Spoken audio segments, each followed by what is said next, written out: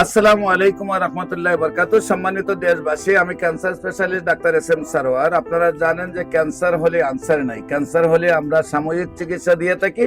সাময়িক চিকিৎসা চলতে চলতেই একসময় ক্যান্সার রোগের মৃত্যু হয়। সেই জন্য ক্যান্সার রোগীকে বলা হয় মরণ ভীতি। আদৌ পর্যন্ত বাংলাদেশ নয়, সারা পৃথিবীর কোনো ডাক্তার বলেন নাই যে আমার কাছে 10টা ক্যান্সার রোগী সুস্থ হয়েছেন।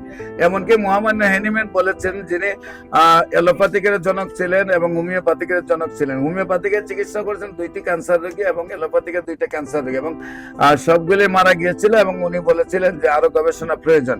এবং ইবনে সিনা, যিনি এলোপ্যাথিক চিকিৎসার জনক, তিনিও বলেছিলেন যে আমি যে কয়েকজন চিকিৎসা করছি সবাই মারা গেছে, তার গবেষণা আরো চালানো প্রয়োজন। এই পর্যন্ত পৃথিবীতে কোনো ডাক্তার উনি বলেন নাই যে আমি গবেষণায় সাকসেস হয়েছি। সেই জন্য আদৌ পর্যন্ত ক্যান্সারের যথাযথভাবে কোনো চিকিৎসা নেই। কিন্তু আমরা বলে থাকি ক্যান্সার হলে আনসার নেই, সেই কথার কোনো ভিত্তি নেই। ক্যান্সার সম্পূর্ণরূপে সুস্থ হয়, এমনকি জ্বরের রোগীর চেয়েও ক্যান্সার রোগী বেশি সুস্থ হয়। আপনারা যদি ক্যান্সার গবেষক অধ্যক্ষ doctor S M Sarwar YouTube, Facebook, Google, টিকটকে সার্চ করেন, 5,500-এর ঊর্ধ্বে ক্যান্সার রোগীর সাক্ষাৎকার পাবেন যারা সুন্দরভাবে সুস্থ হয়েছে। আজও একজন ক্যান্সার রোগী সুস্থ, তার সাথে আমরা পরিচয় করে দিচ্ছি। আপনার নাম? আমার আব্বা। আপনার আব্বা রোগী, আপনার আব্বার নাম? মোহাম্মদ হযরত আলী। হযরত আলী, আপনি ওনার ছেলে।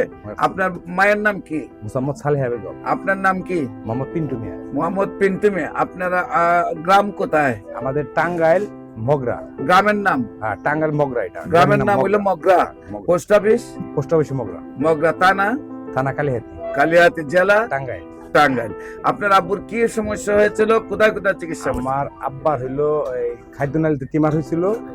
এটা আমি অপারেশন করার পরে আপনি ঢাকা কেমন ছিলাম 6টা, যে সম্পূর্ণ সুস্থ না। পরে আপনার এই জায়গায় আসি। আপনার আব্বু অ্যালোপ্যাথিক চিকিৎসায় কত টাকার মতো খরচ হয়েছে? আমার 6 লাখের মতো। 6 লাখ টাকার মতো। কতদিনে খরচ হয়েছে? এটা 4 থেকে 5 মাসের। 4 থেকে 5 মাসে 6 লাখ টাকা খরচ করেছেন, কিন্তু আপনার আব্বু সুস্থ হয় না। হয়েছিল। তারপরে আমার কাছে চিকিৎসা আসছেন। আমার কাছে চিকিৎসা করে কি এখন আপনার আব্বু সুস্থ? মোটামুটি সুস্থ। সেই জন্য কি মিষ্টি নিয়ে আইছেন? আপনাদের মিষ্টির নাম কি? এটা টাঙ্গাইলের ফনিন্দু মিষ্টান্ন ভান্ডার। আচ্ছা আচ্ছা, সেই মিষ্টি নিয়ে আইছেন। আল্লাহর রসের সম্মতে আপনার আব্বা এখন সম্পূর্ণ সুস্থ। অনেক ভালো। সম্মানিত দেশবাসী, ওনার আব্বা সুস্থ। পৃথিবীর যে যেখান থেকে দেখছেন, বিশেষ করে মক্কা মদিনা যারা আছেন, তারা কাবা শরীফে এবং মদিনা শরীফে গিয়ে তার জন্য দোয়া করবেন, উনি যেন সম্পূর্ণরূপে সুস্থ থাকেন, আজীবন সুস্থ থাকেন। আমরা কার দোয়ায় কে পারি হয়ে যায় বলা যায় না। সেই জন্য সবাই যে যেখান থেকে দেখছেন, ওনার আব্বার জন্য দোয়া করবেন, ওনার আব্বা যেন সুন্দরভাবে সুস্থ হয়। বিশেষ করে উনি আজকে খুশিতে রিপোর্ট ভালো আসাতে ওনার আব্বা সুস্থ হয়। আমার জন্য কি ফনিন্দ মিষ্টান্ন ভান্ডার, সেটা হলো কোথায় থেকে? টাঙ্গাইল থেকে নিয়ে আসছেন। আমরা সবাই ওনার জন্য দোয়া করবো, উনি যেন সুস্থ হয়। বিশেষ করে আমি বলে থাকবো, ক্যান্সার, কিডনি, তেলাসমিয়া, এইডস, এই 4টি মরণ ভীতি নয়, 4টি সম্পূর্ণরূপে সুস্থ হয়।